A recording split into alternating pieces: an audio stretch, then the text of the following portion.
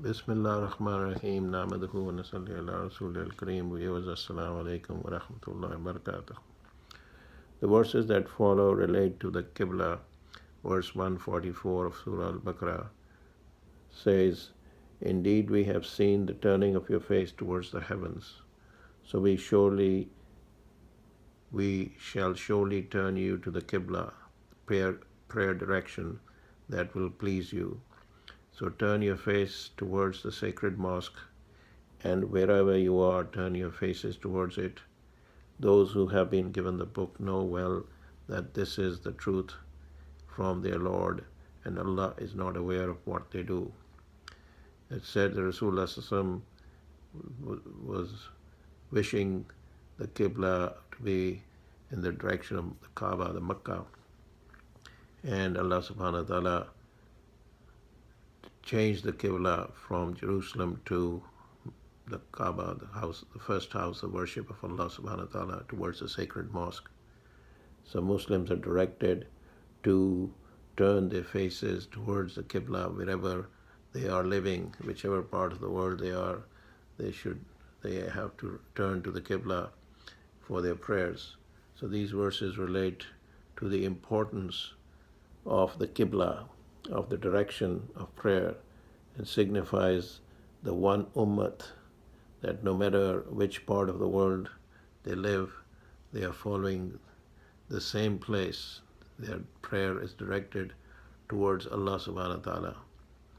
And this is just as one of the symbols that of unity.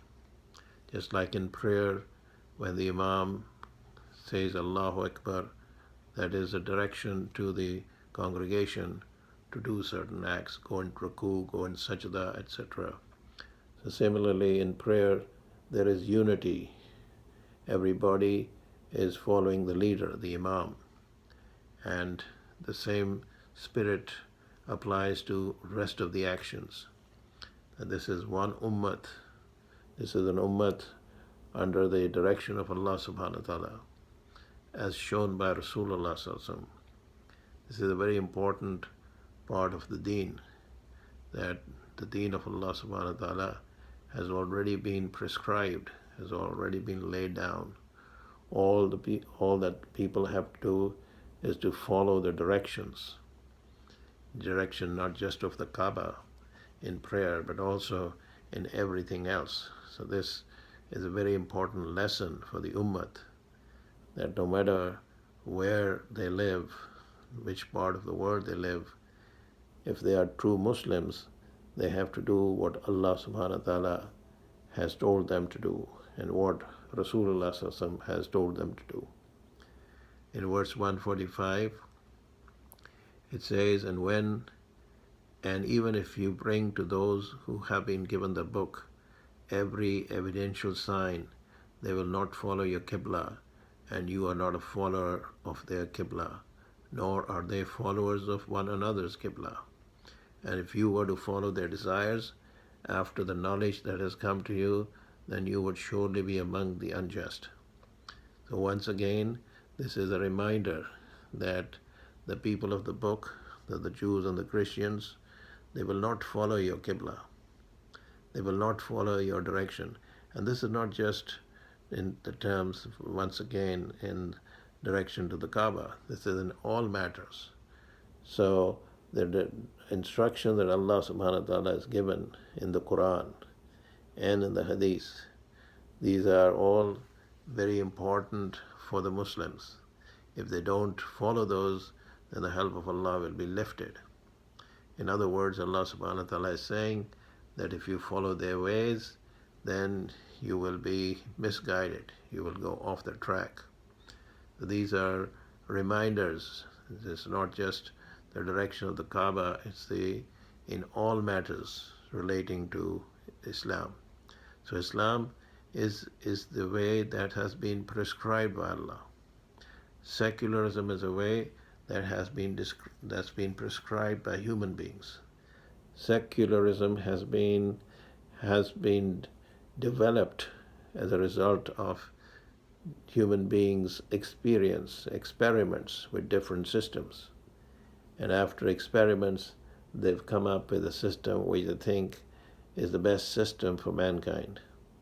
But that is only with regards to those people who do not know about the system that Allah has prescribed. The people who have no knowledge of the system that the maker, the creator, the provider, Allah subhanahu wa ta'ala has created for mankind is the best system. So Islam is not just a set of beliefs, it's a complete system, in which includes, of course, the Qibla, the direction in which people pray. But if all the people of the world follow those directions, not just the Qibla directions, but all matters, then there would be complete unity. So in other words, the way to achieve peace is through following the directions of Allah subhanahu wa ta'ala. So 146 verse says, those whom we have given the book recognize him, that's the Holy Prophet sallallahu alaihi wasallam, as they recognize their own sons. Certainly a party of them conceal the truth while they know. So this is a reference to the people of the previous scriptures, the Jews and the Christians, that they recognize Rasulullah sallallahu alaihi wasallam, they know the truth, but still they conceal the truth. They don't want to accept it. So Allah subhanahu wa ta'ala says in verse 147, the truth is from your Lord, so be not among the doubters. And this, of course, is with reference to the Muslims. So don't be confused, don't doubt that they know the truth, but they are hiding the truth. And 148 says, and everyone has a direction to which he turns. Then compete with one another in doing good deeds. Wherever you may be, Allah will bring you all together. Surely Allah is powerful over everything. So the competition Allah subhanahu wa ta'ala is talking about in this ayat is with regards to good deeds. And once again, we must not forget that good deeds have been determined. Allah subhanahu wa ta'ala has already told us what deeds are acceptable to Him and what deeds are not acceptable to Him. The halal and the haram have already been pointed out. So this is not leaving it to the people to determine what is good and what is bad.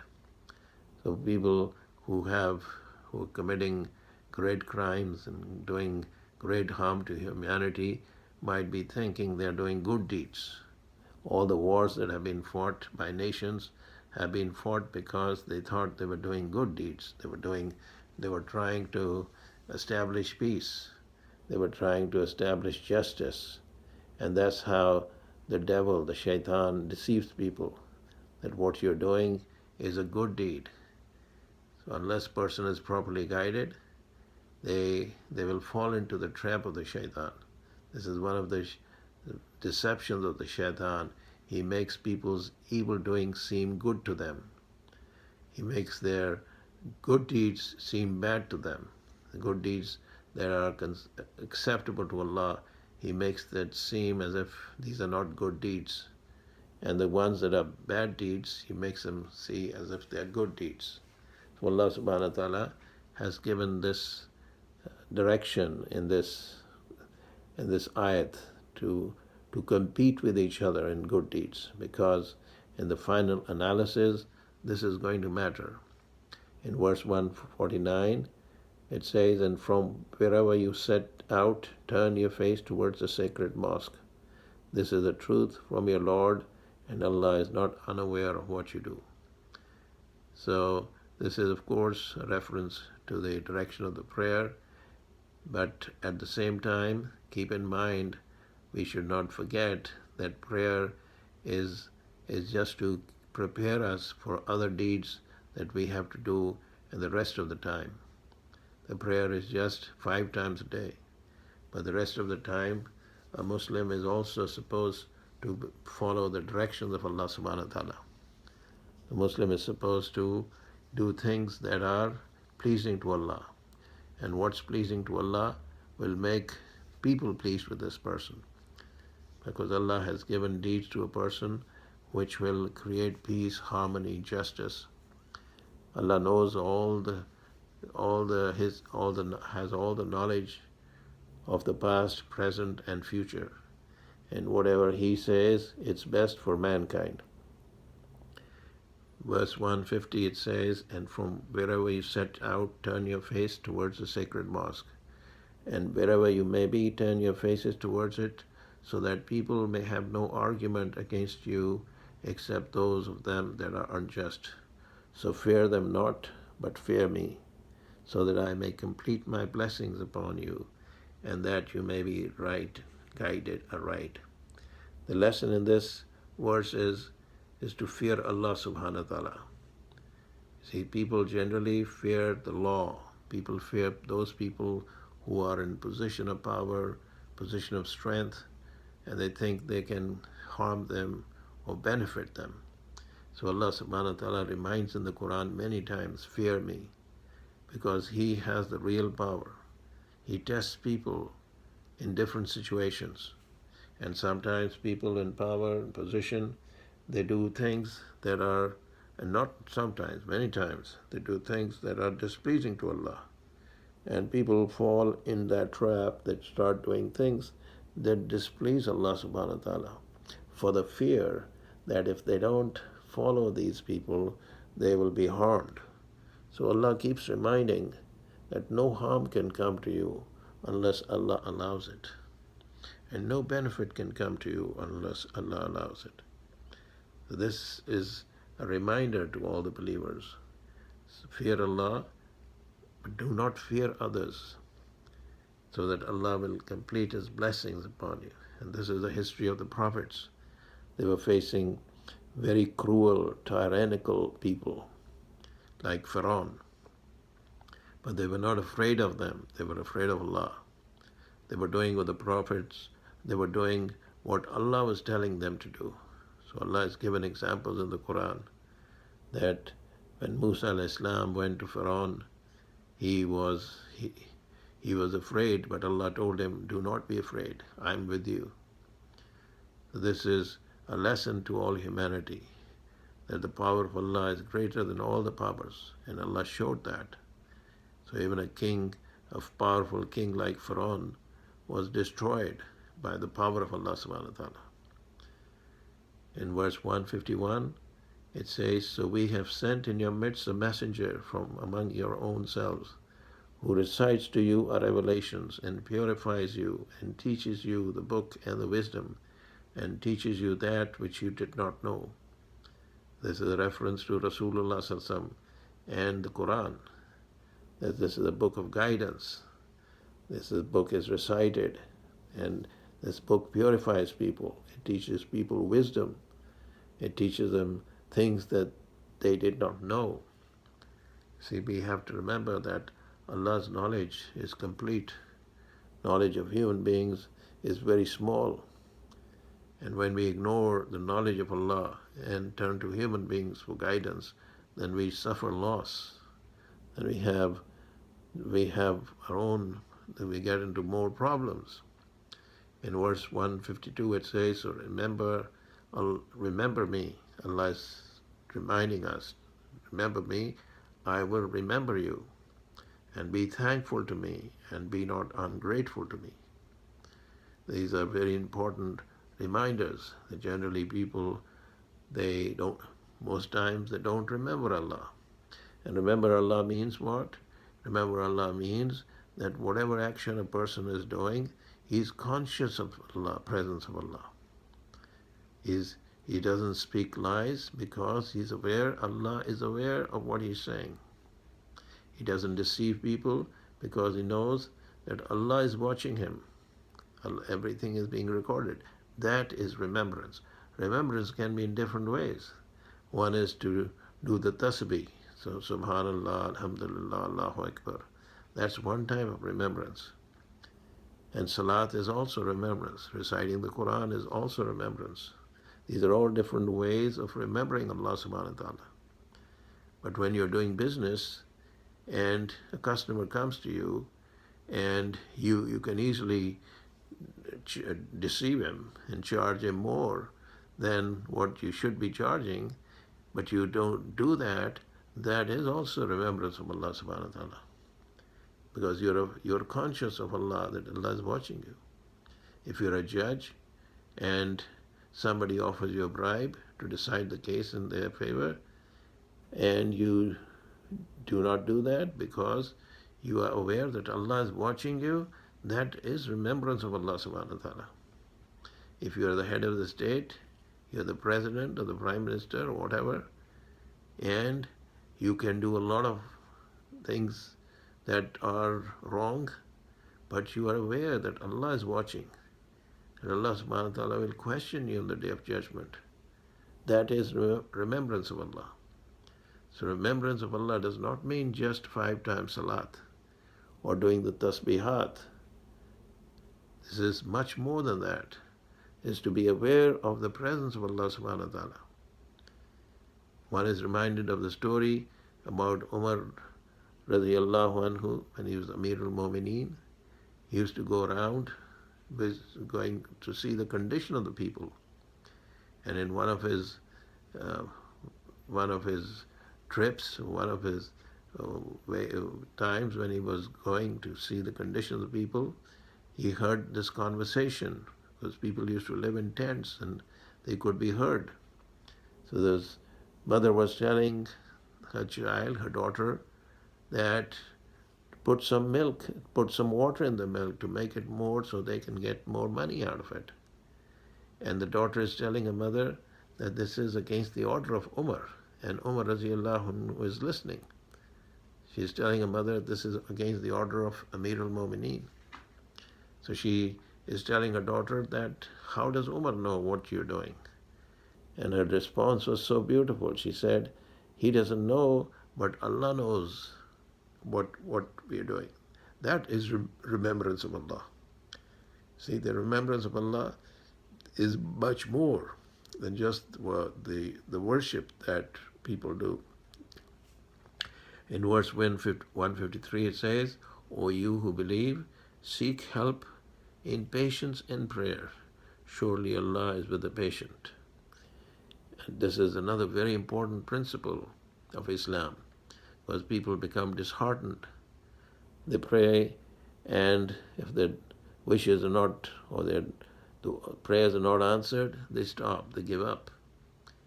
And it is said that prayers are answered in so many different ways. Sometimes Allah grants whatever one asks for immediately. Sometimes Allah grants something different, like the mother of Maryam, the mother of Isa al-Islam, she asked for a boy, and Allah subhanahu wa ta'ala granted her a girl. So she got something which she never asked for, but that girl was to be the mother of a prophet, of a great prophet of Allah subhanahu wa ta'ala. So sometimes we may ask something which is not granted, but Allah gives something even better. Sometimes people make prayer and it's not answered at that time, because in the wisdom of Allah, it's not good for that person. It's answered in a different time. And sometimes one person may pray for something which is not granted, and then Allah subhanahu wa ta'ala reserves the reward of that in the akhirah. And Allah subhanahu wa ta'ala will remind him that this is the reward for the prayer that you made, but it was not answered. But this is what is the reward you're going to get for that. And the person would wish that his prayers of this life, not one of them was accepted. So when he sees the reward of that, so he is so happy with that he would wish he didn't get any reward for his prayers in this life. So one should never be disheartened and never think that the prayers are not answered. Prayers are always answered. Sometimes a calamity is about to come for that person, but because of the prayers, the calamity is averted. The shaitan, the devil, makes a person hopeless, makes a person disheartened, and he just looks at the reality through. If the prayers are answered, he is convinced that Islam is the right religion, and if they are not answered, he becomes disheartened. He loses faith, and he leaves Islam, and he doesn't know that Allah subhanahu wa ta'ala is testing him. Allah is giving him these opportunities so that his iman, his faith becomes strong. In the beginning, the Rasulullah's mission, there were great hardships. There were very hard times. And the companions, the Sahaba, suffered immensely. But they were patient in prayer. They kept on praying. And then the help of Allah came. So many times Allah subhanahu wa ta'ala does not answer prayers because He wants to make the iman, the faith of the person strong. So Allah subhanahu wa ta'ala gives guidance when a person struggles for guidance. So we ask Allah subhanahu wa ta'ala to give us guidance, to make us strong in faith. Wa akhir dawana in alhamdulillah rabbil alameen.